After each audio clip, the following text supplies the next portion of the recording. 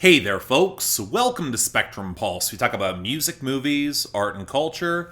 And today we're finally going to be talking about the brand new mixtape from FKA Twigs, Caprisongs. I want to start out with something that's going to wind up potentially in a controversial place. It's hard to make great pop music. Now, on the surface, that's kind of self-evident. It's hard to make anything that's great. But some people will push back and say, pop's got a formula. They've got tropes and a sound that you can leverage. Anybody can make a pop song these days. But that's part of my point. Sure, anyone can make a pop song, but make one that's great, or stands the test of time, or can experiment within the sound while remaining accessible, and that's a much different conversation. Those added limitations and constraints might provide some boundaries to work with, but can make the process as difficult, if not more so, in comparison with avant-garde or experimental material, where you have a lot more freedom and flexibility to throw a lot more at the wall for a smaller audience, and likely will wind up getting more of a pass, especially among critics. And this is kind of what drives me nuts when you see an artist make a conscious, accessible pivot in their music, and a whole swath of folks and critics and fans get really angry saying they sold out, or are playing it safe, or dumbing it down. And while sometimes all of that can happen, often driven off a label change, it can often be a more reductive picture in today's day and age, if not seen in the full context. So let's talk about FKA Twigs, who, when coming off of her 2019 album Magdalene, with all the high-minded biblical aspirations and experimental production from Nicholas Jarre and Daniel Lopatin, who just co-produced the majority of the last album from The Weeknd, and then there was also Jack Antonoff on production and a Future guest verse, and that's not even touching on how that project was straining at the seams to balance all the symbolic weight of all the biblical side and all the messy, tabloid, ripped, heartbroken intimacy. Look, my point here is that for as much as FKA Twigs has delivered some powerful, genre-pushing, experimental moments, one of which is Fallen Alien, and that's one of my favorite songs of 2019, she's never been that far removed from the mainstream. And I wasn't really against her making a project that had more pop touches, or dare I say was a little more fun, especially after all the heavy stuff she's been struggling with in the past 5 or so years. Give her a break. So enter Caprisongs. Yeah, it's got more features, and while Arca is back, the most consistent collaborators along with the Young Turks' internal stable is the Spanish producer El Guincho,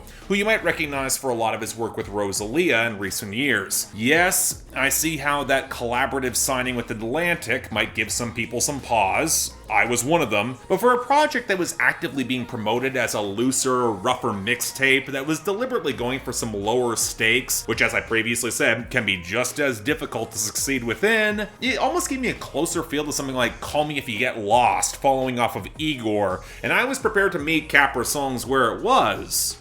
So where is it? Well, honestly, okay, while I think it doesn't have a song quite as amazing as Fallen Alien, it is clearly aiming for something more playful and low stakes, on the surface. I think this might be the most I've actually enjoyed an FKA Twigs album front to back. And I'd argue it was more of an uphill battle for me, because on the surface, it does feel a little bit more conventional, at least when it comes to the writing and the thematic arc. And I'm not someone who gives any credibility to astrology, of which the title was an obvious reference, and there's a few scattered snippets across the mixtape here. I don't really buy into astrology whatsoever, as I think a lot of it relies on confirmation bias and trends in which you cannot create a causal link to star signs. But you know, when it comes to superstitions, it's basically harmless, and the majority of the time I would take it over fundamentalist or evangelical Christianity. And I think at least some of that is echoed in a critical response in some certain spaces to this tape that feels, well, unsurprisingly negative, but kind of disproportionate to what this is. Not likely held by the expectations set with Magdalene, but also some other lines of criticism I don't really think are all that fair. And I should know that because in my growing pains getting into the style in R&B, I kind of made similar criticisms, so I want to really unpack this at length. So really, I think the bigger question is why this actually worked for me at all. And I think that starts with FKA Twigs herself. One thing that I found surprising was just how loose and playful she was able to get with this album, and convincing too, which is a pivot for someone who has such an expressive, borderline classical range and operatic style of her delivery. Now, normally that might translate to sounding a little bit stiff. It happens with theater girls all the time, especially when you're trying to go for a looser, more textured contemporary bounce. But like with Janelle Monáe on Dirty Computer, I appreciate just how well FKA Twigs can lean into this lane, bending across her register with some autotune more to accentuate personality than diminish it, which allows the more personal storytelling to feel a little bit more lived in. Now granted, a bigger part of that is just how much her British accent is really coming through, both in her singing and her spoken word, to say nothing of all the vocal snippets from her friends and peers peppering the album, where if you're not familiar with UK hip-hop or R&B, it kind of might throw you a little bit for that texture. That, combined with moments where she goes for her highest register and gets sound a little bit more girlish, have led some to draw some comparisons with Charlie XCX, and while I hear some of the parallels on a song like Meta Angel, I don't really feel it's all that accurate. While there might be some similar tones and some limited production overlap, FKA Twigs is still a lot less synthetic, and she's got so much more robust and layered vocal harmonies, and she's a much more naturalistically charismatic performer, especially given how her foundation is still very much in R&B and touches into reggaeton and Afrobeat across this album. Charlie XCX can kind of be absorbed into some of her hyperpop mixes.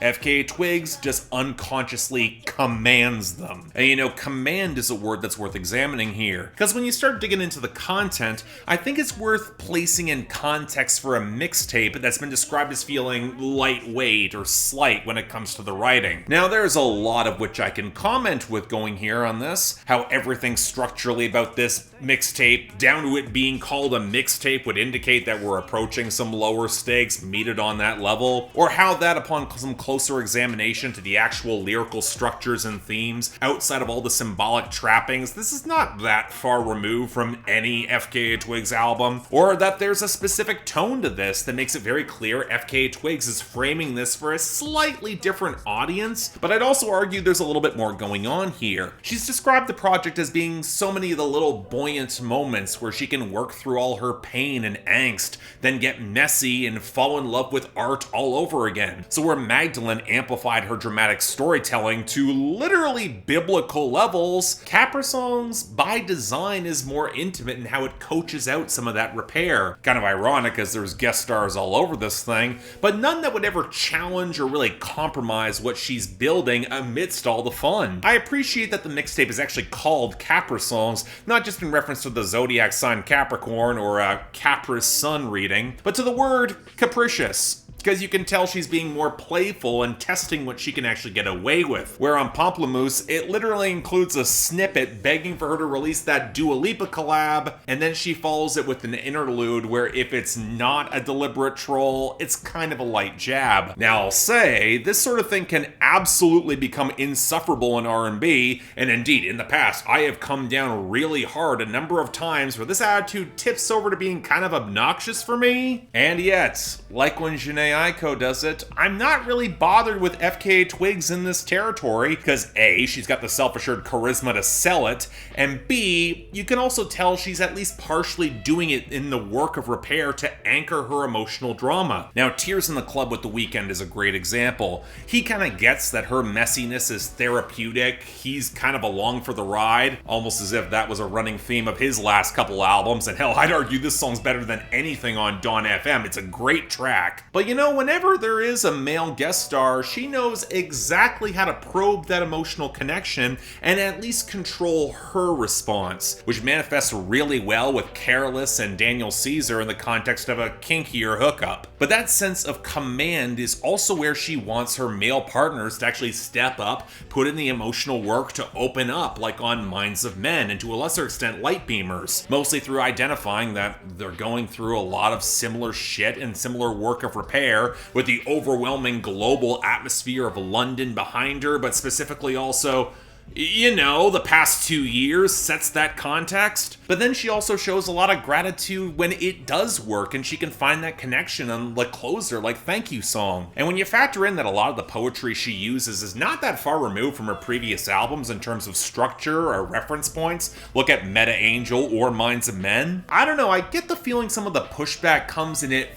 feeling more simplistic without paying attention to some of the details. And you pair it with a capricious attitude and slightly more intimate framing that'll resonate powerfully for her more specific target audience, but might demand a little bit more emotional engagement from those drawn originally by all the classical theatricality. Well, it's not surprising that they might be underwhelmed, although it is kind of ironic that they never seem to get the deeper resonance of Magdalene. And hell, some of the resonance here is the secondary arc of this mixtape. So much of this is about building connections.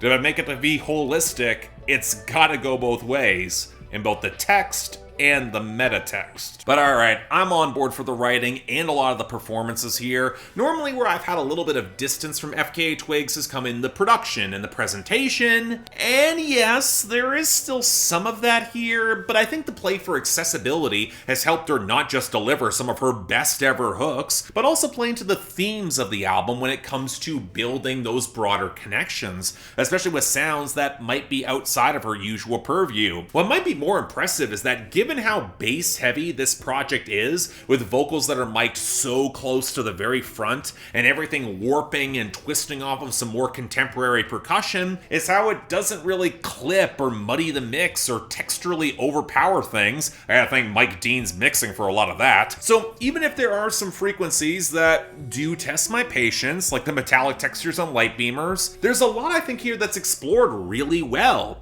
especially for the backing melodies that she maintains a lot of the strings, woodwinds, pianos, and utterly gorgeous vocal interplay that she's always had. I like how the Afrobeat percussion plays off the guitar and that great hook on Jealousy. I like the padded R&B vibe of Careless with all the guitars there, especially when she will then flip those guitars for more of a pop sound in Oh My Love with a terrific well-balanced hook that I really liked, even if the rough edges do kinda show through a little bit there. But like with Call Me If You Get Lost, the rough edges are more for texture and character, and I would argue they're a lot better balanced in the mix, from how Arca's warped tendencies are reeled in for some pop restraint on Tears in the Club, and that beautiful minimal swell on Thank You Song, to just how you get those cool touches of UK drill that slip onto Darjeeling in Minds of Men. Now again, doesn't always work. Some of the percussion can feel a little bit chalky, some of the melodies can feel a little bit spare and very reliant on FKA Twigs' vocals to carry all the hooks. The tape reel stutters, they add some good texture, but the blend of vocal samples can feel a little bit haphazard, not always placed to help the pacing of the project, which can definitely meander. And you know, if I'm gonna be real nitpicky, you can absolutely draw some parallels to ROSALIA if you want to claim it isn't quite as unique as the sounds that FKA Twigs was exploring before. And you know, for as much as the majority of the guest stars really do work, Pas Alieu on Honda, Unknown T on Darjeeling, they're just not on the level that FKA Twigs really needed. Although with the looser mixtape feel, I get why she might not have pushed for them to really go above and beyond. But as a whole, despite some hiccups, I had a lot of fun with this, which is not a qualifier I have ever had with FKA Twigs' music before, and I'm kind of thrilled to get there. I'm not sure if it's indicative of where her career will go from there. Whatever label deal with Atlantic behind this definitely raises a question mark for me. But you know what, for something breezy and reasonably well produced and likable while maintaining that dramatic magnetism that's always been one of her strongest calling cards as an artist, even if she's playing for smaller stakes, she nailed the landing and made a legit great project that's just unique enough to really stick out. Absolutely worth, give this a proper chance, check it out. I thought this was a lot of fun. At the very least, it's special. So yeah, thanks a lot for watching. If you'd like to like and subscribe, I'd be more than grateful. Yeah, I know I'm a little bit surprised that I'm giving this a solo review, but again, I really like this, and I want to talk about this at a certain amount of length. Not sure how long it's going to stick. It is kind of breezy, but at least for now, it's working. Beyond that, though, anything else I might be able to do to improve my presentation, I'm all ears. You guys want to talk about it? Comments down there below. But beyond that, if you guys want to get involved in helping support the channel, maybe argue with me directly on my Discord, or hell, just get albums on my schedule for that episode of On the Pulse, and that is coming, well, link to my Patreon is right over there. Once again, don't feel obligated. It's tough times, I understand, but if you want to, options available. Until then, I'm Mark, you're watching Spectrum Pulse, and I'll see you next time.